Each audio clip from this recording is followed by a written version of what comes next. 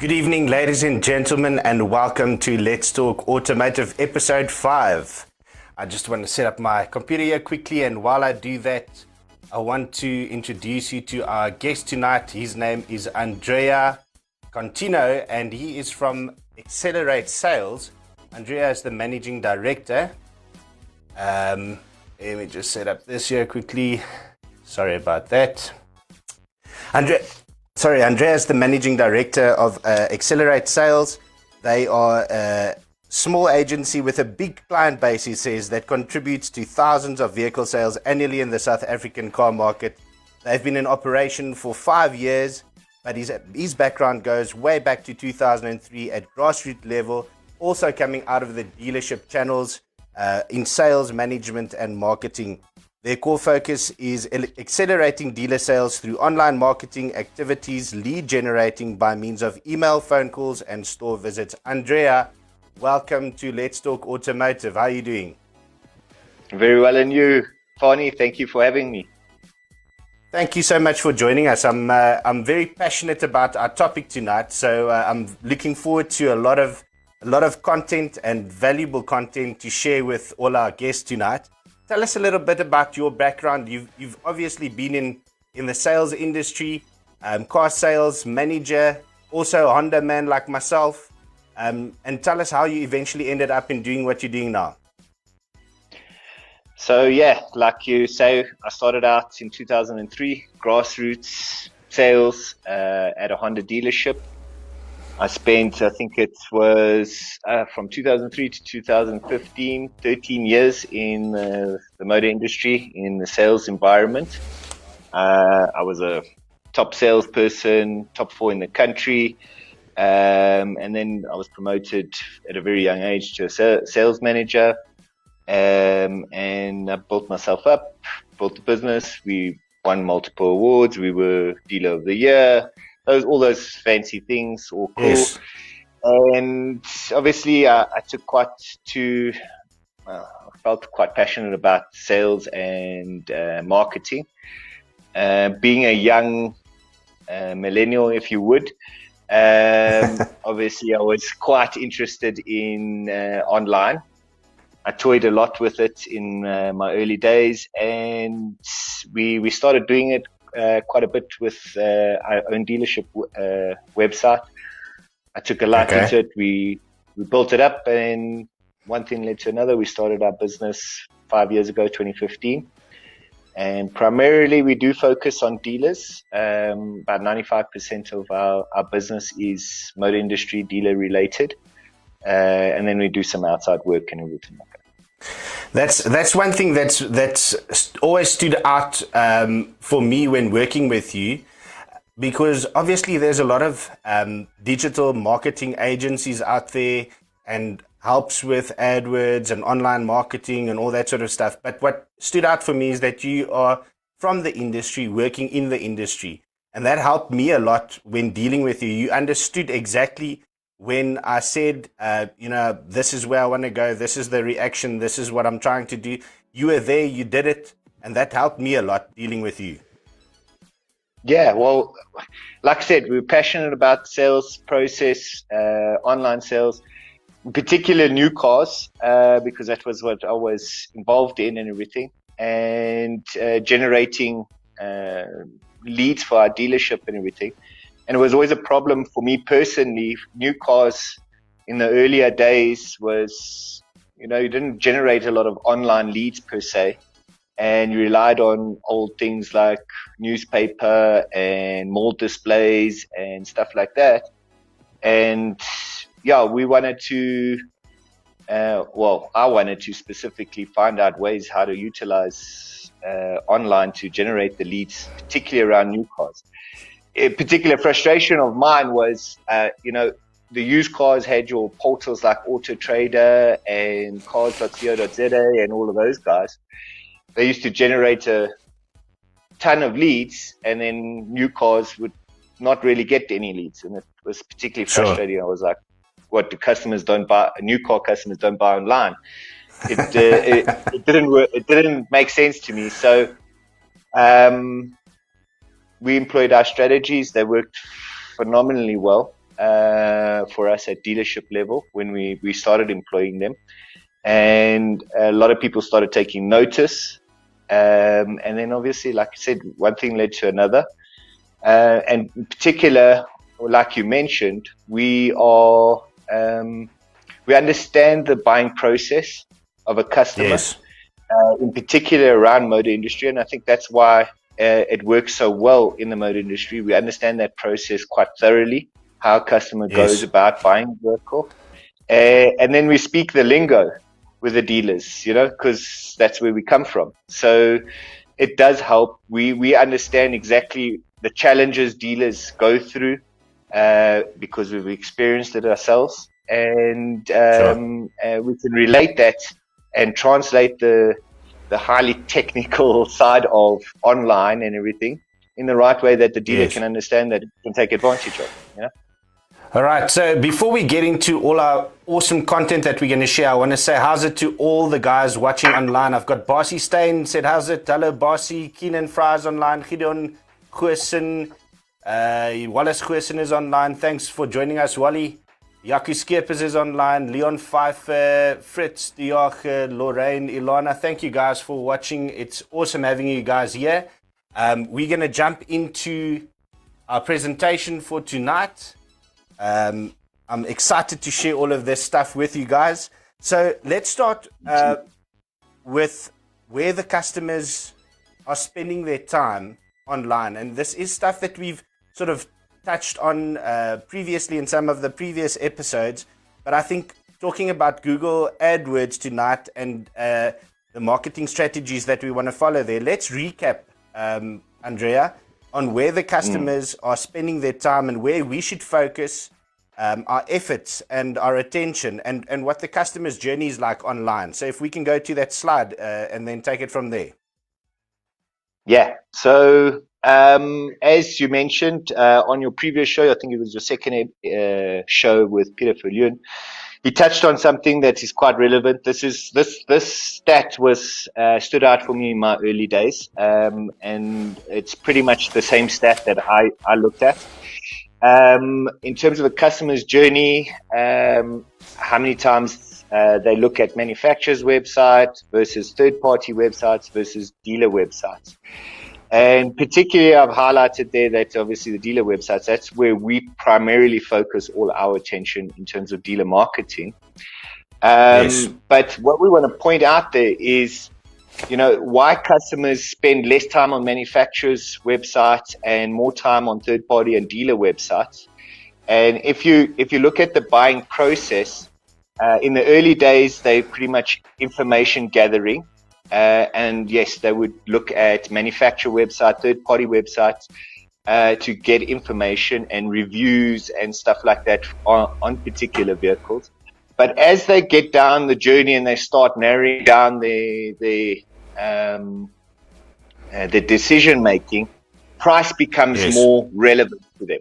And you can see on those two bars that I put on the side there, that's when they start gravitating to third-party websites, in particular, like your Auto Traders and stuff like that. And then in particular, dealer websites, especially when it comes to new cars in particular. When you talk in dealer website, the stats are variable depending on the department. So if you're talking service department, customers don't go really to manufacturer and third-party websites, because if I want to book a service, I'm not going to book a service on a third-party or manufacturer website. That's pretty logical. Sure. And the same for parts there. When it comes to new cars, as I said, a lot of customers are primarily focusing on dealer websites, because that's where they find the different options in terms of deals and proposals that the dealers are coming with. And then with regards to used cars, you would see a much higher gravitation to third party, because third parties can have up to 70,000 vehicle options for them. So the options are greater. But when it comes to dealer website and used cars, because of the amount of traffic that comes into their website, particularly around new cars, demos and everything, there's quite a big spin-off looking at their showrooms on their dealership websites. And we see a growing increase in the number of leads that the guys are generating. And then we can do targeted stuff for the used cars and stuff like that. So okay, so and let's move on. Let's move on. Let's move on to cool. the fact that, or let's just discuss it while we're on this slide, the fact that the dealers must understand the importance of getting their dealership website up and running and having the correct information, having the right offers to catch the customer in this last phase of his buying cycle. So obviously, we're looking at manufacturers doing their bit to advertise the product, get the guys hungry and interested in the product. But then obviously that also fizzles down, and we'll discuss that later on a later slide as well.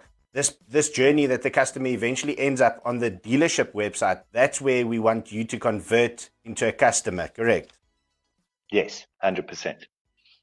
All right, so let's move on to the next. Let's move on to the next slide, if you don't mind, Andrea. We're going to talk about Google facts and some interesting stats. If you can share and give us your thoughts on these facts and stats, please. Okay, so this first little top part there is actually quite an old stat in terms of, it was really in my early days that I got a hold of this stat. And it has somewhat changed in terms of mobile. So it says their search is the most common starting point for mobile research. 48% of customers start their search on a search engine on their mobile phone. Okay. And that was around 2015, 2016 when that stat came out. And if you look at the to the right, the 2016 stat of my actual total MMC account, which shows you that that is a direct correlation. Yes, about between 42 and 49% of customers are coming through on mobile phone. So that rang very, very much true. The next interesting thing there is the number one thing searched on Google, in particular, is automotive industry. And that stuck out big time for me, because that made me realize the real potential here and really what guys were missing out on and everything. So customers are using their phones, they're using Google, and they're using it primarily around automotive. Yes, that does encompass everything in automotive, from parts, service, car sales and everything like that, but it is the number one search topic. When you take that stat forward to 2020, if you look at the increase in mobile users is drastic. It's gone from 48% to 72, 73, 75%, depending on which metric you're measuring over there. In fact, quite interestingly, the conversion metric that we're showing on there is actually showing that more than 99% of conversions are happening on mobile phone. So that's amazing. It is. And there's a couple of things to take on that. Obviously and I think a lot of dealers' websites have started becoming mobile friendly and mobile responsive and everything like that. That's important, but it also goes into how we lay out our ads. Are we making sure that we're primarily focusing on the mobile experience as opposed to the desktop experience? Absolutely. Some interesting facts on the lockdown. Very interesting. I couldn't actually believe what you shared here. 20% increase in impressions from January. So we're actually seeing, and I guess it's expected that everybody sitting at home, there's a lot more time to be online and search and navigate and do all of that sort of stuff. You obviously experiencing this on your side as well. So what we're seeing is, when we take a 20% increase in impressions, it's not particularly, it's about around the accounts that are obviously running and everything on my side. So it's my stats specifically. And what that is also a result of, so we haven't seen a spike per se in search volume, but there has been a decrease in the number of people advertising online. So that meaning that dealers who are advertising currently right now are getting more bang for buck. So they basically they're getting more. Their ads are showing more times as opposed to before on the same budget. In some cases, reduced budgets given the lockdown and everything like that. So they're getting more impressions, and we've also seen a 25% reduction in the cost per click since, when we compare it to a 2019 stat. So that also plays into that. So there's less competition, and basically they're getting a 25% sale on Google right now in their cost per click.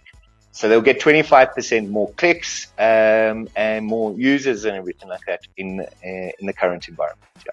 So that's what we're seeing. This last stat. Interesting. I read this article. Yeah, I read this article yesterday, and I think it's very relevant, and I think dealers who are watching right now should be paying attention. The CEO of Auto Trader reported a 300% increase in car searches under 50,000.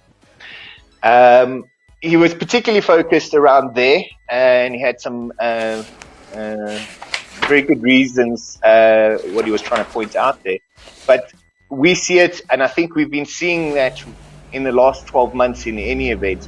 As the economy's been contracting, there's been a considerable increase in the amount of people buying and looking for cheaper alternatives. If we have to just name a few, Suzuki and Naval were stand out in the last 12 months with regards to their performances and everything like that. So I think given the situation that's going on now, we're going to see more of that. There's going to be a lot more buying down, looking at cheaper alternatives and everything like that. He did allude to the same thing. So guys who are buying a BMW 5 Series are going to move into a BMW 3 Series. So we're going to see a lot of buying down. So particularly there should be a lot of focus on your sort of entry level and smaller vehicles, but it goes across the board, you know. Okay, so before we carry on, I just want to say how's it to a couple of people that have joined us. Francois Haynes from Auto City Group has joined us. Welcome, Francois. Wallace has got a question for us. He says, it's great stats, but how do we gear our ads for mobile usage? And I think we're going to allude to that a bit later in the show. But you can answer it if you want to. So, mobile friendly is making sure that your images, your forms and everything like that size correctly or in the correct location on your mobile phone. So when you look at it through your mobile experience.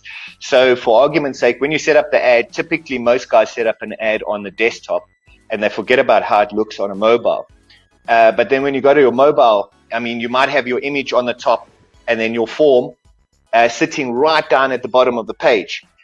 Which is not always the best thing. You want your calls to actions and your forms and stuff like that pretty high up on your page. So if someone wants to take action and make contact with you, it's readily available and easy to see and easy to find. That's just one little tip on that.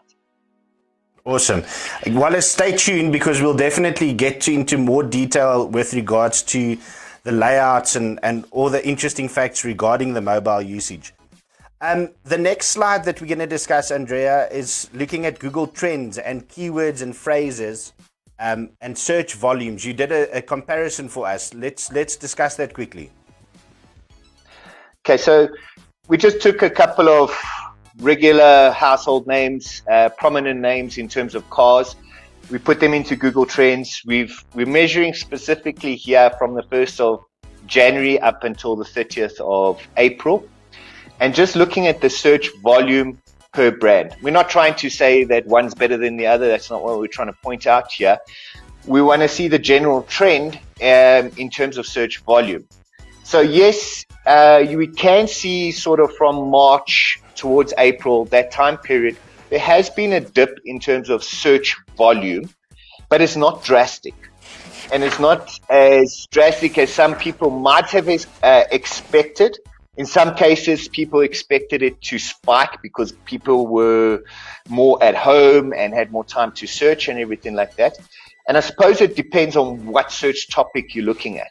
So, I mean, if you Sure. take something like cars or used cars, they're actually, those words particularly, with a significant drop in search volume.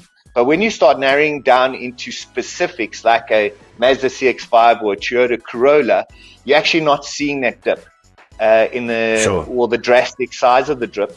And then you are starting to see some spikes in search traffic coming now towards the end, around the 30th and everything like that. So we're definitely starting to see a bit more activity levels, and hopefully that will translate as soon as we start opening up from lockdown. Well, like we said in the previous slides, I think it's very important that dealerships understand. I know that there's a lot of uncertainty of when exactly we will be able to trade and when exactly we will be open as per normal. I think normal will never be the same again. But I think what's critically important is that dealers understand that they need to and they can now be online, advertise with and use Google AdWords because there's less competition and because of the discount, if you want to call it that, on the conversion cost per click and stuff like that. Yeah, and that there's definitely customers there looking.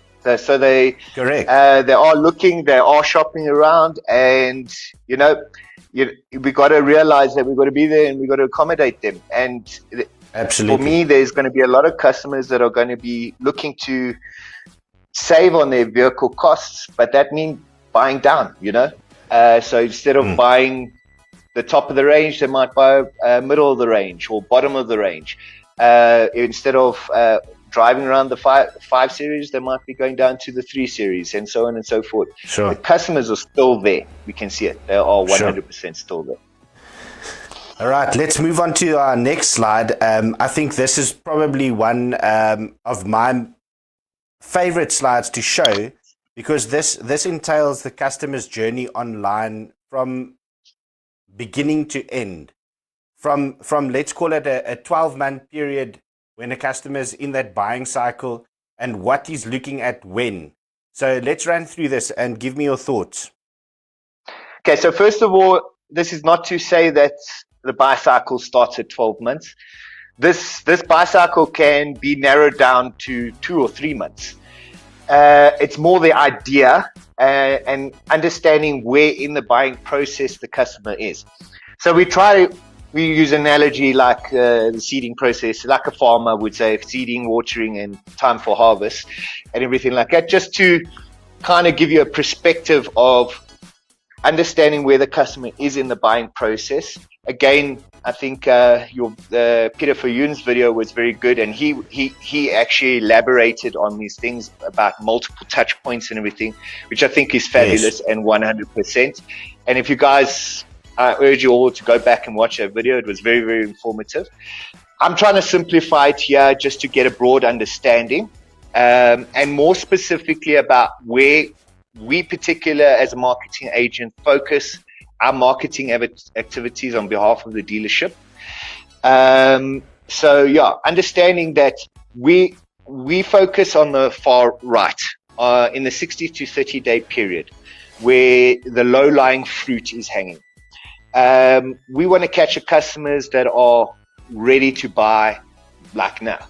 So when we say 60 to 30 days, they could be buying in a 24-hour period, but we give it up to about 60 days.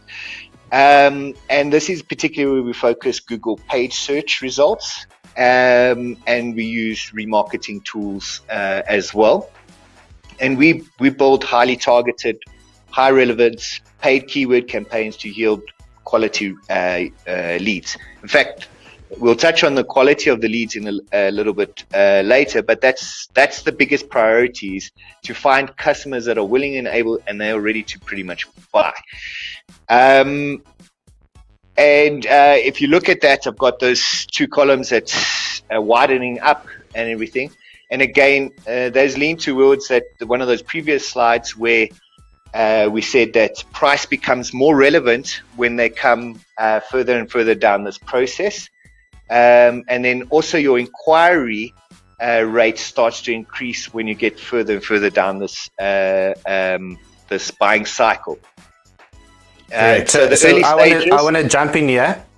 I want to jump in here quickly and say to you that I understand, obviously, with your Google paid ads, that we are trying to focus and catch the customer in this last period, in the last period of their buying cycle. But I want to discuss the fact that it's very important for dealers to understand that you need to take the customer to be able to have a chance of converting that customer into one of your own customers. You need to take the customer throughout the journey from the beginning to the end, and you need to have the content available and the information available. So please understand that you also need to be in the space as a dealer in your marketing plan for the 6 to 2 month period and also for the 12 to 6 month period. So make sure that you have stuff like vehicle reviews available, and that the customer is not looking for or looking at vehicle reviews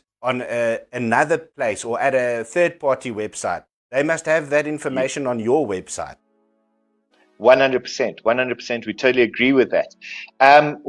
Again, so the dealers should be playing right through. What we tend to, obviously, while we focus over this side, we want to give the dealers as much bang for buck now. But everyone is partial. I think everyone, including the manufacturer and the dealers, are partial to the seeding process. Sure. Everyone plays a role in that. Primarily, your seeding process is social media. Yes. So, and then obviously TV ads from the manufacturer, radio ads and stuff like that. That's all planting the seed and getting the customer interested in the first place. And to consider your brand or models and everything like that. So when you move on and you start getting into the watching, and me and you were chatting about it earlier, this is where you play a big role in terms of your content creation, your review processes, and starting to show the dealer why they should buy from this particular dealer and buy this particular model and stuff like that. And the customers are starting to look at the vehicle reviews, the dealership reviews. They're starting to test drive the cars. They're also starting to narrow down their list of cars that they're looking at. So that initially they might have been looking at 2 or 3 options. They're starting to narrow it down. And this is when they start really touching on the initial quoting process, or trying to find out what trading value that you're going to give them, and what finance options you're going to give them, and everything like that. And then obviously you move into the final stage where they've really narrowed down to one particular car. They're happy to move forward with this, and now price becomes a thing. They want to make sure that they're getting the best deal. An option. They're comparing the deals, and not only that, they're also they're looking at stock availability. So they're phoning the dealers asking, do you have this color? Do you have a red one, a green one, a blue one, whatever the case is? They're also considering the location and convenience factors that play a role in the buying. So are they going to drive further to get a car because they can get the stock there, or is the deal better there? So those are the convenience factors that they come into play as well. Okay, I've got a couple of questions for you. The first, I've got 2 questions here from Francois Haynes. He says that I've experienced a big dip in the aggregators, but I saw a spike on our own website. Would there be a specific reason for that? When you say aggregators, saw a spike, I'm reading this thing. I've experienced a big dip in the aggregators, but saw a spike on our own website. Okay, so I'm not sure what avenues you're using to market. So I would agree. The aggregators, in my view, are, like I said, Google Trends. We see a dip in larger categories. So like I said, if you look up used cars, or you look up cars in general, those type of keywords, there is quite a sharp dip in terms of search volume. But when you start looking at individual cars, that's stayed pretty stable. That, coupled with the fact that there's less players, so you might be still playing in the market in Google or Facebook driving traffic, but the dealer next door or up the road isn't. So that means, one, you're not competing in terms of price on bids and everything like that. Google can show your ads more often at a lower cost per click, and therefore resulting in a spike in traffic. Okay, so I would agree with that statement. Sure. So he cleared up and said that that with aggregators he means paid websites. So that's exactly what you said. I'm going to touch on two questions here. Keenan Fry says, are paid keyword marketing strategies the way forward for dealers? I think in today's age, you can't go without it. Personally, correct. Let me put it this way. I started doing this stuff in 2013 already at dealership level with tremendous success. I've been pushing it as a company to dealers since 2015. I've shown dealers that have been getting zero leads, that have increased their lead volumes dramatically off their websites, and had dramatic results. We've had dealers on our books that have been relatively nowhere in terms of the dealer network, or average dealers that are now performing at top level, and everything like that. Look, take this with a pinch of salt. You know, the ads don't do all the work. You guys, the dealers, still have to sell the car. You still have to take the customer through that experience. We can generate the lead and everything like that, but you still got to close the deal. We don't close the deal for you. And touching on that point,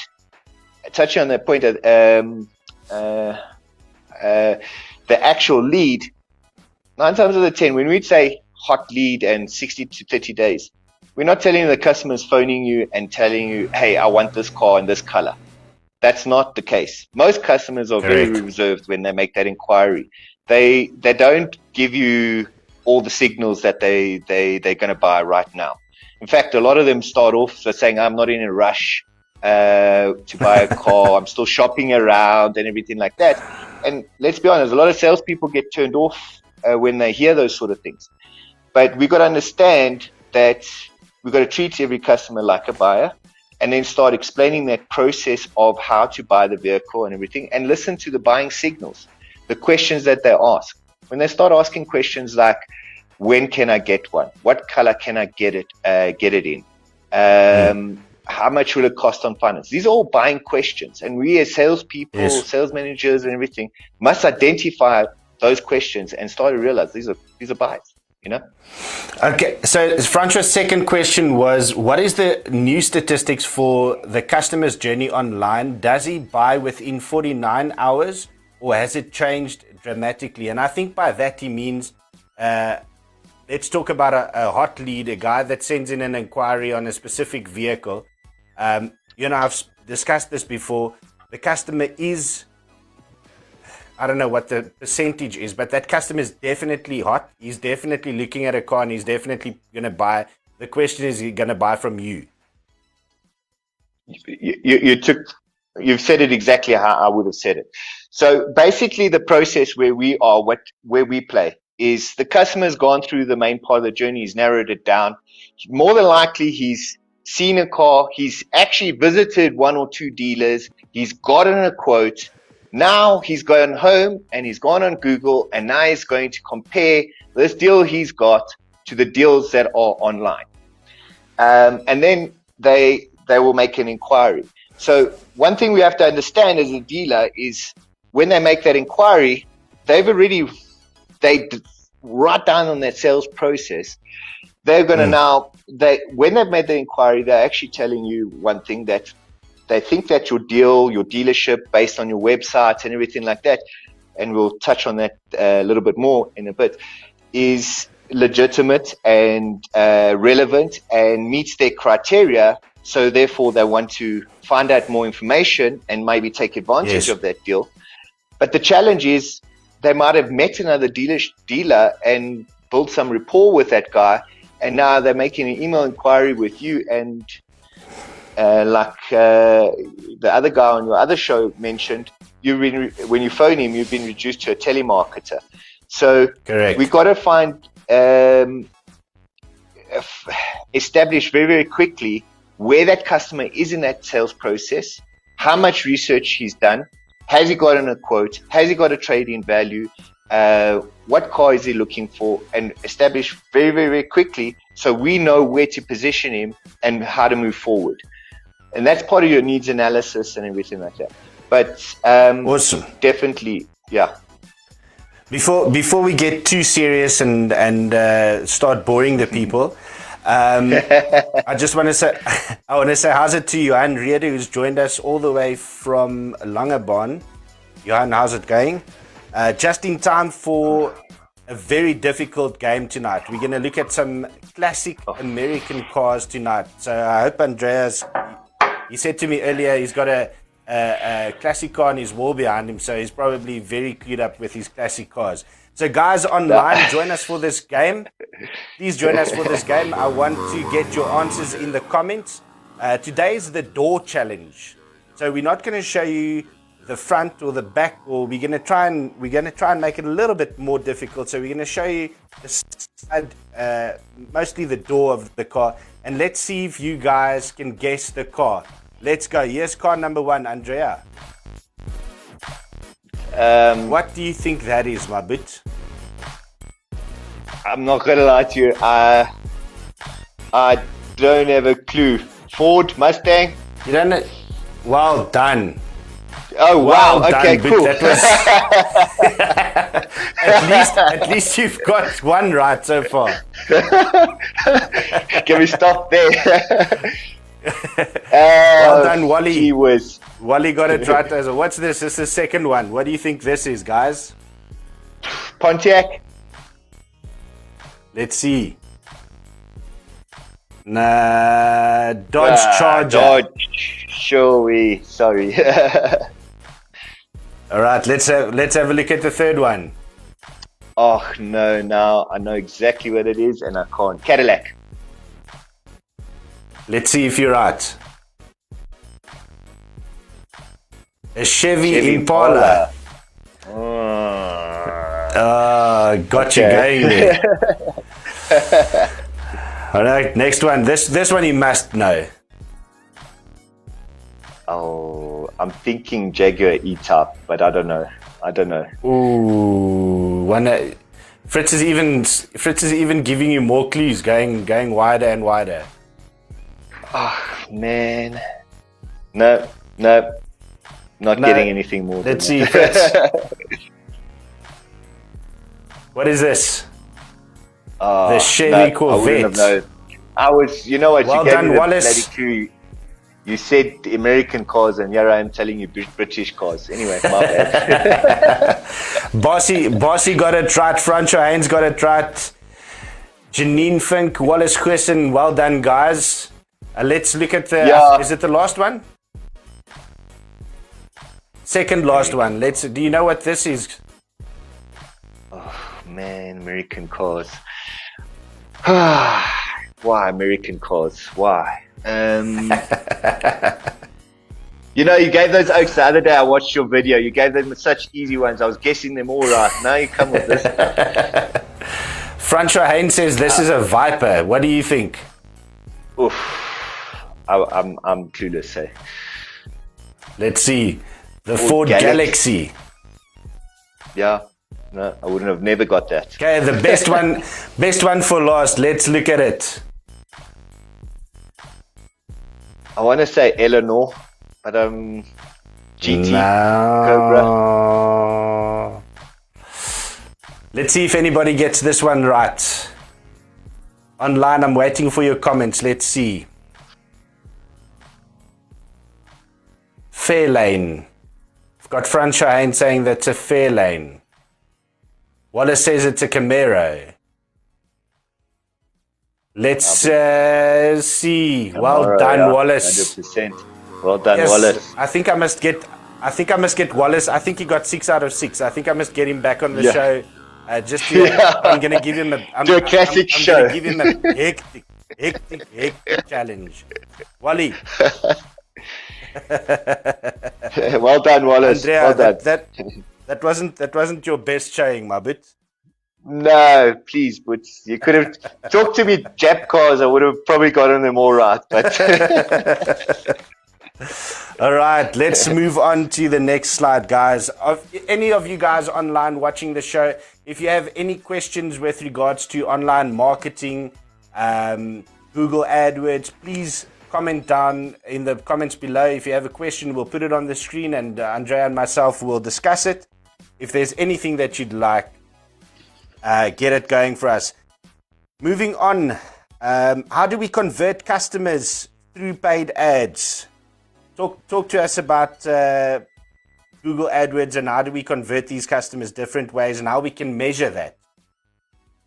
Okay, so when we say convert, we're talking about converting a website hit into a lead of some sort. Before we're talking about actually making a sale. So in this particular side, we're talking about the website and that in itself being a sales funnel. And how we create ads. You can't really see that slide, but most of you will be familiar with a Google ad on a mobile phone.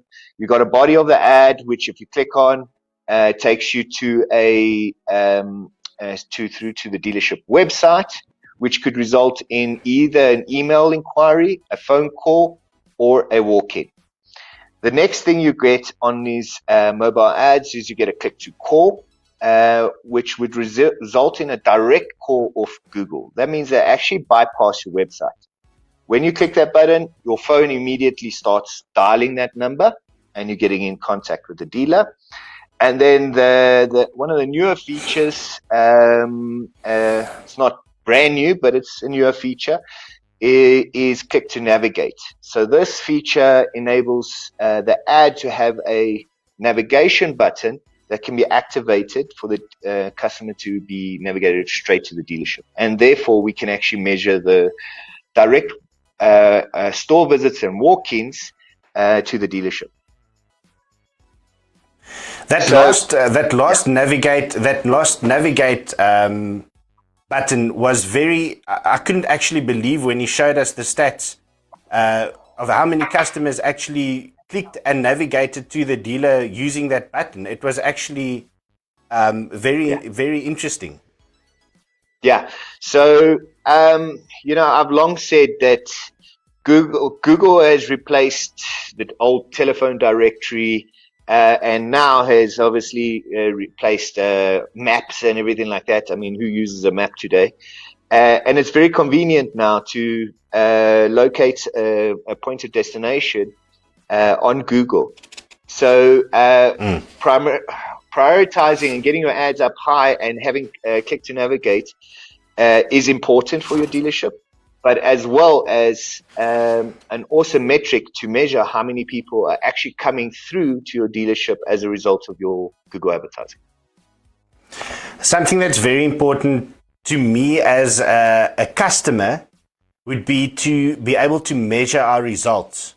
And this is some of the metrics that you can use to report to the customer on. So this is how many customers actually went from our ad to the website, how many customers clicked and called the website, how many customers navigated to your website. That adds on to over and above the normal stats that you give to the customer, correct? Yes, it's all additional. So we report back, we tell our dealers how many, obviously, the first priority that we want to report back is how many leads did you get in terms of emails, how many phone calls did you get, and then we can start looking at, okay, how many navigation conversions there were. Then we can narrow down to, how many clicks and how many impressions. Because quite frankly, if you're not really getting leads and or selling those leads, what does it matter how many clicks and impressions? Those statistics can be complete smokescreen and mirrors on a marketer's behalf if it's not really converting into sales at the end of the day. So we primarily focus our reporting on quantity of leads, quality of leads, how many leads in the different formats of the leads, the email, the phone call, and now we obviously add into additional the walk-ins. We can't tell you every single walk-in, but yeah. Sure. Something that we discussed previously is that I think it's very important that dealers get to a stage and take this seriously, they need to train their staff better to get the right information from walk-ins. They need to understand where that customer is coming from. Yeah. Just to elaborate on that, when we talk walk-ins, right now, in most cases, utilizing what the dealers' websites and the restrictions on some of their websites and tools, we can tell you how many people by the metric that but we can't identify the client by walk-in. That's still in the dealer's hands. So where they would have to say, this client, Joe Soap, came from XYZ. We can only just at this stage say you had X amount of store visits in per department per se, you know. I've got an interesting question from Hein Engelbrecht. Hein, thank you for joining us tonight. He's asking, is there still a need for practical driving experience prior to the purchase? So I'm gathering he's talking about the actual physical test drive, coming to the dealership, test driving and demo driving the car.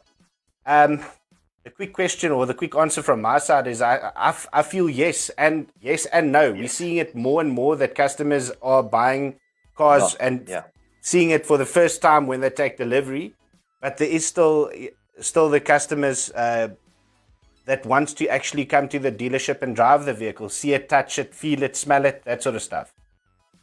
Look, you know, I'm still old school, maybe like that. I always looked at myself as a young gun, but I'm starting to get grey and everything like that. But I'm still pretty old school there. I still want to drive test drives because that experience is a big part of the sales process and actually gets the customer's juices going. So I want to encourage it as much as possible. But I mean, yes, the trend is looking like more and more customers are not buying. But I think we also got to take into account that sometimes we're meeting the client very much at the end of the buying cycle, and they could have test driven already at another dealership. Them not test driving at us, particularly right now, doesn't mean that they haven't test driven it either. So those stats and those findings are a little bit, I take with a pinch of salt, and I still particularly encourage. But in light of that, you know, with this new lockdown and social distancing and everything like that, I definitely think that we're going to see less test drives than what we used to, and more people buying based on the opinions of journalists, reviews out there and everything like that. So I think that's where dealers are going to have to put a lot of attention, is creating content, whether it be on their social media, on their website, whatever the case is, about how they can experience that car without physically actually driving it. Awesome. Andrea, we've got a bunch of slides to go through, but I think we're running out of time. So what I think we should do today is cut this short and get you back for a second interview so that we can finish up tonight's show. But before we go, I'd like to give Keenan Fry a chance with his question. He says, when using Click to navigate, is there a specific designated person alerted to receive the customer, or is it a normal walk-in? I think it results. You can take that one. Yeah, it results in a normal walk-in.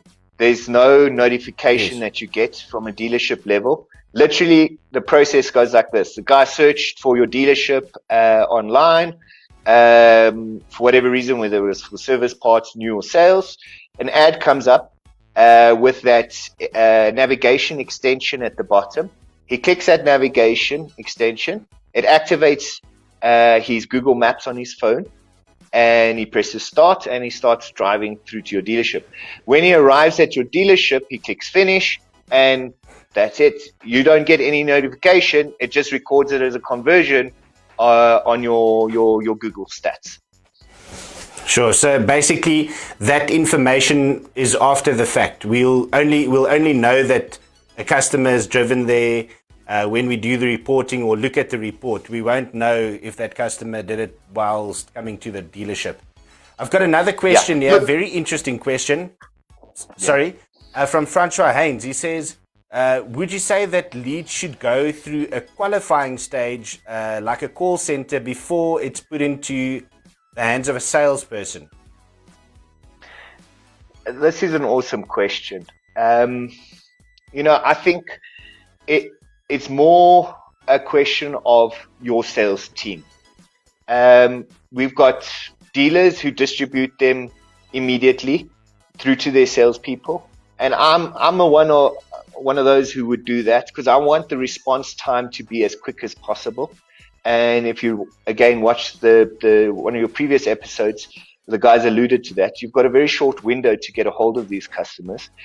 But we do see, I would say that your strongest people or most well-trained people should be dealing with this, and the people who understand this process and understand that the how to do a needs analysis to identify where that customer is in that process and everything.